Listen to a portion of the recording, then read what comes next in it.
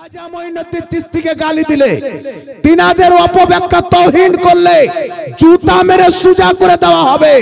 আর মনে রাখবে মুসলমান, যেই লামাযাবি ফাড়ফাড়ায় ফরজ নামাজের পর দোয়া করা বিদআত, শবে বরাতে রোজা রাখা বিদআত, মেরাজে রোজা রাখা বিদআত, 20 রাকাত তারাবি পড়া বিদআত, মৃত্যু ব্যক্তি নামে কোরআন তেলাওয়াত করা বিদআত, কলমা খানি করা বিদআত।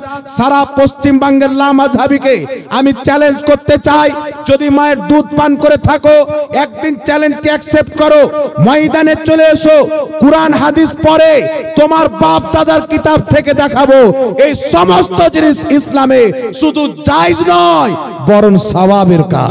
সুবহানাল্লাহ সুবহানাল্লাহ, নেকির কাজ তোমার বাপ দাদার কিতাব থেকে প্রমাণ। একটা ভিডিও আমাকে কালকে কে পাঠিয়েছিল, পরশুদিন, একটা আপনাদের মুর্শিদাবাদে ভাগবানগোলা বলে একটা থানা আছে পাশে, ভাগবানগোলা থেকে একটা ছেলে আমাকে একটা ভিডিও পাঠিয়ে, হুজুর দেখেন একটা পাগলা মৌলবি, ওর চেহারা দেখেন তো মনে করবেন ইবলিস কালকে সুলদিয়াকে পাঠিয়ে গেছে। কালকে শয়তান এসের মুখে চেহারাতে পেশাব করে গেছে। এদের চেহারা দেখবেন এমন ভাবে ঘুমটা পড়বে মুসলমান, যদি দাড়িটি না থাকতো তাহলে আমাদের যুবকরা মনে করতো কি খাতারনাক মেয়ে বাবা। লম্বা লম্বা হাজারিবাগের মতন দাড়ি আছে বলে এরা বুঝতে পারে না এ মৌলবি আছে। মাথায় ইহুদিদের সুন্নাত ঘুমটা দিচ্ছে। মনে রাখবেন, মাথাতে এইভাবে ঘুমটার অভ্যাস করে নেওয়া, কেউ একবার এইভাবে দিয়ে দিল কান ঢাকার জন্য বা এমনি কিছুক্ষণের জন্য, এক একদিন আলাদা ব্যাপার। এই লামাযহাবির মতন অভ্যাস করে নেওয়া, এটা হচ্ছে ইহুদিদের চরিত্র। এটা আমার বাপের ফতোয়া নয়, সহিহ বুখারীর মধ্যে হাদিস। হযরতে আনাস ইবনে মালিক মিম্বারে দাঁড়ালেন, দেখছেন সাহাবায়ে কেরাম জুমার নামাজ পড়তে এসেছেন, আর কিছু সাহাবা মাথায় টুপি আছেন, টুপির উপরে চাদর দিয়ে এসেছেন, ঘুমটা দিয়ে এসেছেন। হযরতে আনাস বলছেন, তোমাদেরকে দেখে বদরের যুদ্ধের ইহুদিদের মতো লাগছে। বদরের ময়দানে যতগুলো ইহুদি এসেছিল তাদের সবার মাথায় ঘুমটা ছিল। কোন কিতাবের হাদিস? সহিহ বুখারী। কোন মায়ের যদি বলে বুখারীতে হাদিস নাই, মোহমাঙ্গাই নাম তাকে দেওয়া। সাহাবা বলছে ইহুদিদের চরিত্র, মাথার উপরে ঘুমটা দেওয়া। এত বড় আনারসার মতন টিকলির মতো একটা টুপি পরবে ইহুদি, আর ওই টুপির উপরে ঘুমটা দিবে। আর মুসলমানদের জন্য কি সুন্নাত, মুসলমানদের লেবাস কি? সহিহ বুখারী খুলেন, ইবনে মাজাহ খুলেন, আবু দাউদ খুলেন, একাধিক হাদিস পাবেন। আল্লাহর নবীর সুন্নাত হচ্ছে টুপি পরিধান করা এবং মাথাতে পাগড়ি দেওয়া। সুবহানাল্লাহ, জোরে হবে না সুবহানাল্লাহ? সুবহানাল্লাহ। এই যে পাগড়ি, পাগড়ির তলে টুপি, এটা আমার নবীর সুন্নাত। আর ওয়াহাবি বলছে টুপি ইসলামিক পোশাক, পরলেও হবে না পরলেও হবে, সুন্নাত নয়। বুঝতে পারছেন? চারো মাযহাবের ইমাম, ইমাম আযম আবু হানিফা, ইমাম শাফি, ইমাম মালিক, ইমাম আহমদ বিন হাম্বল, যত ইমাম মুহাদ্দিস ছিলেন, ইমাম বদরুদ্দিন আইনি, ইমাম মুল্লা আলী কারি, ইমাম নববী, সকলের ফতোয়া হচ্ছে টুপি পরিধান করা নবীর সুন্নাত, পাগড়ি পরিধান করা নবীর সুন্নাত। আর এ বেটা বলছে ইসলামিক লেবাস, পড়লেও হবে না পড়লেও হবে, কিন্তু ঘুমটা ছাড়ে না, কারণ ঘুমটা তাদের আসল বাপ ইহুদিদের সুন্নাত। বুখারীর হাদিস প্রমাণ করে, বদরের যুদ্ধের ময়দানে যেই কাফির 313 জন সাহাবাকে শহীদ করার জন্য মাথায় ঘুমটা দিয়ে এসেছিল, তারা কি আল্লাহর দোস্ত না দুশমন? জোরে বলেন। তারা ভালো মানুষ না জাহান্নামী? নিঃসন্দেহে জাহান্নামী। তাহলে যারা ইসলামের বদরের যুদ্ধে ইসলামের বিপক্ষে মাথায় ঘুমটা দিয়েছে, কোন লজ্জাতে লামাযহাবি মুল্লা মাথার উপরে ঘুমটা পড়ে? এদের লজ্জা শরম আছে? জোরে বলেন, এদের লজ্জা শরম আছে? কালকে যদি আপনাকে কেউ বলে যে আবু জেহেল তার এই লেবাসটা পরে অভ্যেস ছিল হাতে একটা বালা দেওয়া, বা আপনি এমন একটা লেবাস পরে আছেন ইসলামিক নয়, আপনার সামনে কেউ বুখারী থেকে হাদিস দেখালো যে আবু জেহেল, আবু লাহাব, উতবা, সাইবা এদের পোশাক ছিল এটা যেটা তুমি পরে আছো, আপনি কি করবেন? ফাটাং করে খুলে ফেলে দিবেন। এটা ইমানে গায়রাত। কিন্তু ইহুদি খ্রিস্টানদের পোশাককে তারা সুন্নাত বানিয়ে নিয়েছে, অভ্যেস বানিয়ে নিয়েছে। আর একটা জাহিল মৌলবি বলছে যে লম্বা পাগড়ি পড়ে। ঝাড়খণ্ডে একটা মুক্তি জাহাঙ্গীর বেরিয়েছে, লম্বা পাগড়ি পড়ে। তো তোর বাপের টাকার পড়ি নাকি? আমি লম্বা পড়ি, ছোট পাগড়ি পড়ি, তোর বাপের কি হলো? তুমি তো ইহুদিদের মতো দাড়ি চাচ্ছ, ইহুদিদের মতন দাড়ি ছাড়ছো, ইহুদির মতো ঘুমটা পড়ছো। আল্লাহর নবী বলছেন মুখ ছোট করো, দাড়িকে লম্বা করো, ইহুদিদের তুলনা করিও না। ইহুদিরা যখন দাড়ি ছেড়ে দেয় তো এদের দাড়ি যদি পায়ের তলাতে চলে আসে তো কাটে না। এরকম কিছু লামাজাবি আছে, এত লম্বা দাড়ি ছেড়েছে যে পেশাব করার পর কুলুপ লাগার প্রয়োজন পড়বে না, ওই দাড়ি লাগিয়ে সাফ করে নেবে। এইরকম দাড়ি ছাড়া ইসলামে জায়েজ নয়। উঠান বুখারী শরীফ, আব্দুল্লাহ ইবনে উমর এক মুষ্টির দাড়িকে ধরতেন, ধরার পরে যতটুকু বেশি হতেন কাঁচি লাগিয়ে দাড়িকে কেটে নিতেন। হযরতে আব্দুর রহমান এক মুষ্টির দাড়িকে কেটে নিতেন। এই জন্য মুসলমান অতিরিক্ত লম্বা, একটু লম্বা হয়ে গেছে অসুবিধা নাই, নাভির কাছে চলে আসলো, জট ধরে গেল। যেমন ছাগল দেখবেন কিছু ছাগল হয় পায়খানা করে করে তার পিছনকার চুলগুলি যেমন জট হয়ে যায়, কিছু লামাযহাবী হচ্ছে দাড়িতে জট ধরে নিয়েছে। তো এইরকম দাড়ি ছাড়া ইসলামে জায়েজ আছে বাবা? জোরে বলেন। এই জন্য আমার নবী বলেছেন মুখ ছোট করো, দাড়িকে লম্বা করো, ইহুদিদের তুলনা করিও না।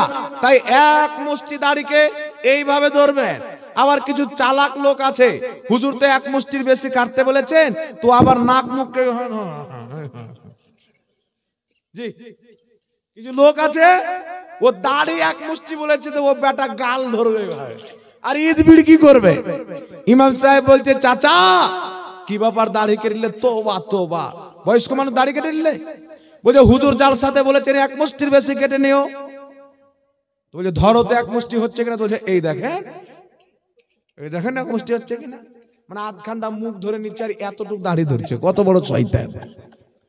তো ইমাম সাহেব বলছে সুবহানাল্লাহ, দাড়ি এক মুষ্টি বলেছে তুমি তো গাল ধরছো, আর একটু মাথা যদি ধরে না তাহলে এত দূর পর্যন্ত কাটতে হবে, তো মুখও কেটে ফেলে দিতে হবে না, কি বলে? এরকম মার্কেটে কিছু লোক আছে বাবা, মৌলভী সাহেব বলছে এক মুষ্টির বেশি কাটিও, এ বাবার হাতুড়া পর্যন্ত ধরে ও হাফ আঙুল লাগছে, বলছে এক মুষ্টির বেশি কেটেছি। আর কিছু মুরব্বী বাবা আছে, একটা যুবককে বলছে এ বাবু দাড়িটা ছেড়ে দাও যুবক ভাই। বলছে হুজুর এখন বিয়ে শাদী হয়নি, কি করে দাড়ি ছাড়বো, বিয়ে শাদীটা হোক।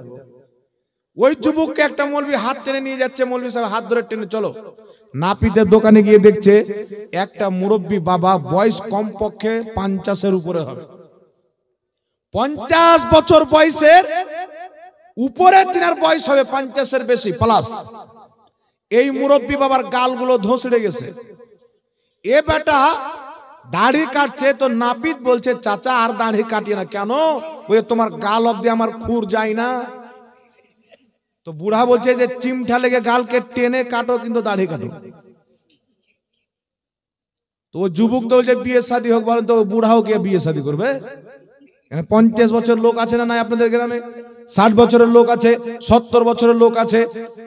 এমন লোক আছে যাদের 4টা-5টা ছেলে, লাতা লাতনি, বেটার বেটির বিয়ে দিবে, মেয়ের বেটার বিয়ে দিবে।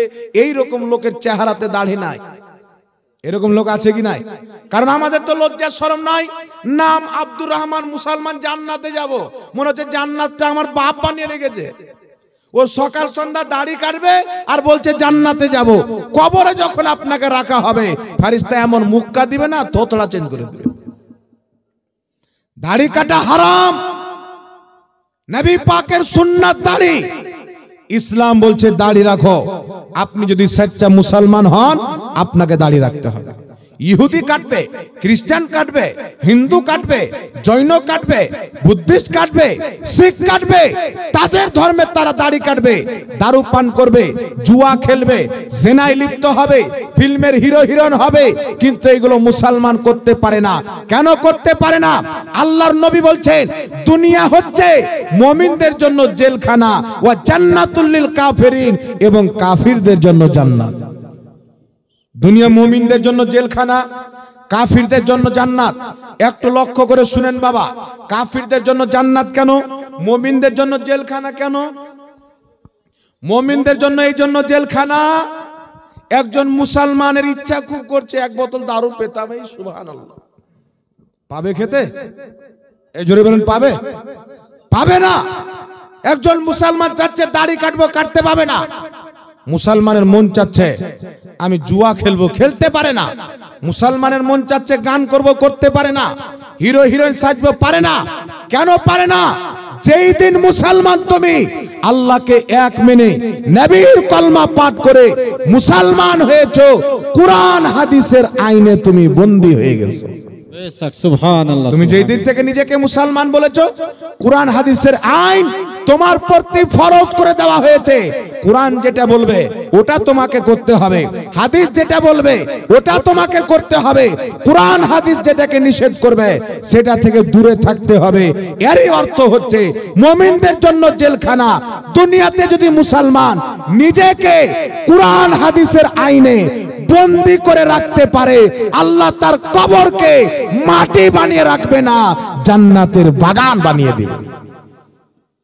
এই জন্য আল্লাহ পাক কুরআন পাকে বলেছেন, ওয়াল্লাযীনা আমানু ওয়া আমিলুস সলিহাতি ফি রাউযাতিল জান্নাহ।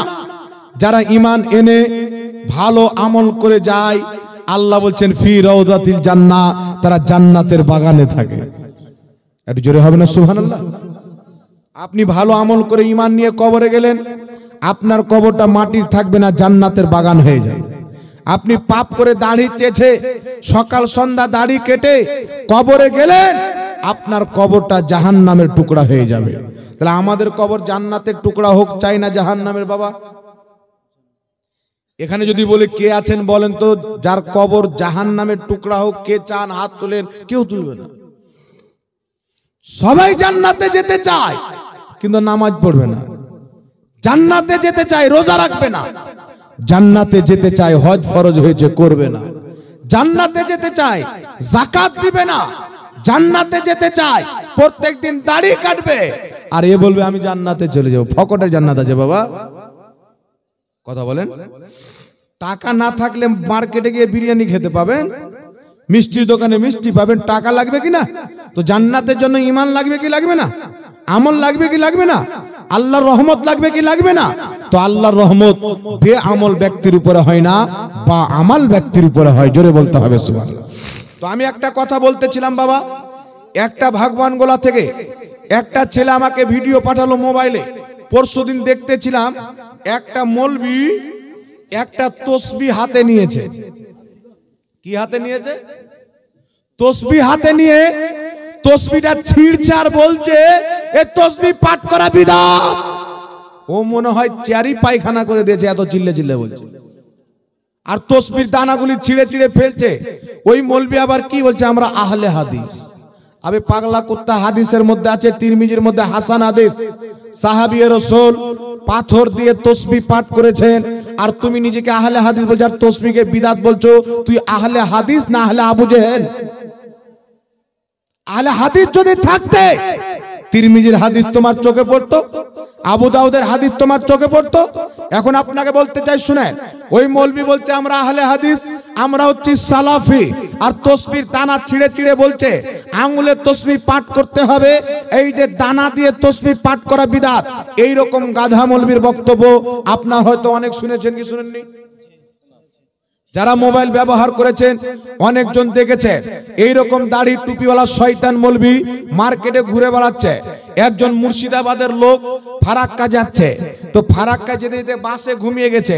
তো ঘুমিয়ে স্বপ্নে দেখছে একটা খুব সিংহাসন, একদম চেয়ার রাখা আছে বড়, ওই চেয়ারে একটা লোক বসে আছে, এইভাবে পাও হিলাচ্ছে। ওর কোনো টেনশন নাই, গম নাই, দেখে বোঝা যাচ্ছে এই লোকটার কোনো চিন্তাই নাই। তো মুর্শিদাবাদের লোকটা জিজ্ঞাসা করছে তুমি কে গো? মনে হচ্ছে তোমার কোনো চিন্তাই নাই। তো বলছে আমি হলাম ইবলিস। তো মুর্শিদাবাদের লোক এ তো জাতা চালাক নয়, বলছে তুমি ইবলিস তো এখানে কি করছো? তোমার কাজ হলো নামাজিকে বেনামাজি করা, তোমার কাজ হলো রোজাদারকে বেরোজাদার বানানো, তোমার কাজ হলো ভালো মানুষকে খারাপ করা। তো এখানে বসে আছো, তো তোমার কাজ কে করছে?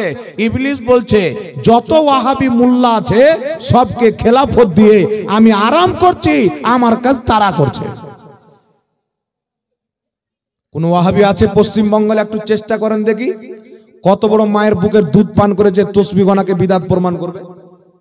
আমার তো মনে হয় এদের বাপ মা জন্ম দিয়েছে, তো আমার বড় বেটা হয়েছিল তো প্রথম আব্বা বলেছিল, বেটি হয়েছিল ও প্রথম আব্বা বলেছিল, আর অন্য অন্য ছেলে হয় প্রথম কেউ আল্লাহ বলে, করে ছেলে মা বলে, করে ছেলে আব্বা বলে, হয় কি হয় না? আর এদের বেটা যখন জন্ম নেয় ওয়াহাবি, তো শিখায় বিদাত শিরিক, বিদাত শিরিক। বাপ মা বলা পরে শিখায়, বিদাত বলা আগে শিখায়।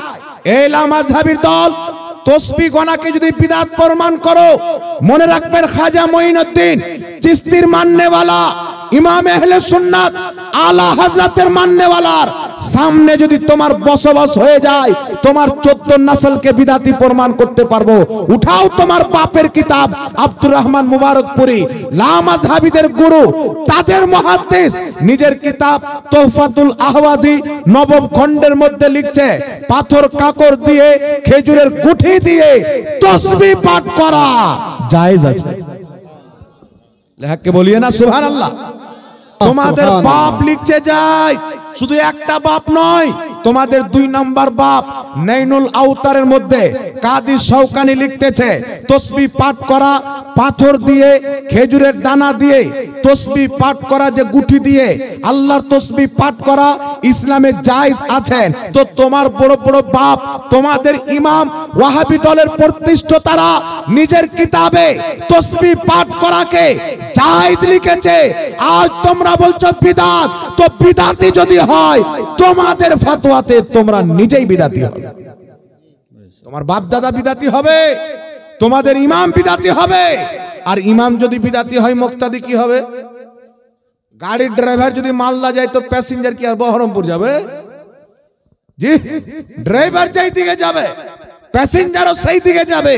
তো তোমার বাপ আব্দুর রহমান মুবারকপুরি বিদাতি, কাজী শওকানি বিদাতি, নাইনুল আওতার বলছে তসবিহ গণনা করা যায়, তোমার আব্বা আব্দুর রহমান মুবারকপুরি বলছে তসবিহ গণনা করা যায়।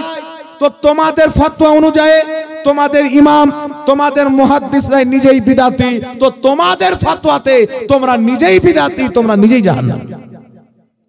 শুধু তাই নয়, বিশ্ববিখ্যাত ইমাম, মক্কা মদিনার ইমাম, ইমামুল হারমেন শরীফাই 2.5 লক্ষ হাদিসের হাফিজ ইমামুল্লাহ আলী কারি মিশকাতের সারা মিরকাতের মধ্যে লিখতেছেন, কিছু মূর্খ জাহিল বলতে চায় তসবিহ পাঠ করা বিদআত। এটা তাদের সারাসার ভুল ধারণা। বরং শরীয়তে পাথর কাকর দ্বারা, আপনার গুঠি দ্বারা তসবিহ পাঠ করা জায়েজ আছে। জোরে বল সুবহানাল্লাহ, সুবহানাল্লাহ। যারা লেখকে বলিয়ে না সুবহানাল্লাহ, সুবহানাল্লাহ। শুধু তাই নয়, মুসলমান আরেকটি কিতাবের রেফারেন্স নিলেন, যুগ শ্রেষ্ঠ ইমাম ইমাম জালালউদ্দিন সিউতি রাহমাতুল্লাহ আলাইহি একটি কিতাব লিখেছেন, আল মিনহা ফি সুবহা। উক্ত কিতাবের মধ্যে ইমাম জালালউদ্দিন সিউতি লিখছেন, সমস্ত সালাফ, সমস্ত খালাফদের মত হচ্ছে, তাদের মধ্যে অধিকাংশরাই তসবিহ নিজে গণনা করতেন, তারা সকলে তসবিহ দ্বারা, গুঠি দ্বারা তসবিহ পাঠ করাকে জায়েজ বলেছেন। জোরে বলেন সুবহানাল্লাহ, সুবহানাল্লাহ। কিন্তু এই বাংলার জমিনে নয়, আরব থেকে উঠিয়ে নিয়ে চলে এসো, নজ থেকে তোমাদের বাপকে উঠিয়ে নিয়ে চলে এসো, তামিজ থেকে তোমার বাপ ইবনে তাইমিয়ার কবর খুদে উঠিয়ে নিয়ে চলে এসো। যদি কিয়ামতের সকাল পর্যন্ত একটা কোন রেফারেন্স দিতে পারো, কোন মুহাদ্দিস, কোন নির্ভরযোগ্য ইমাম তসবিহ পাঠ করাকে বিদআত বলেছেন, তোমার গোলামি করতে রাজি আছে। কিন্তু আমার চ্যালেঞ্জ থাকলো, না খঞ্জার উঠেগা, না তলোয়ার তুমসে, না খঞ্জার উঠেগা, না তলোয়ার তুমসে, ये बाजू मेरे आजमाए हुए।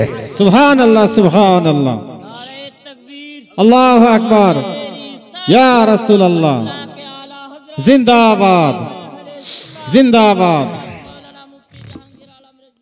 जिंदा।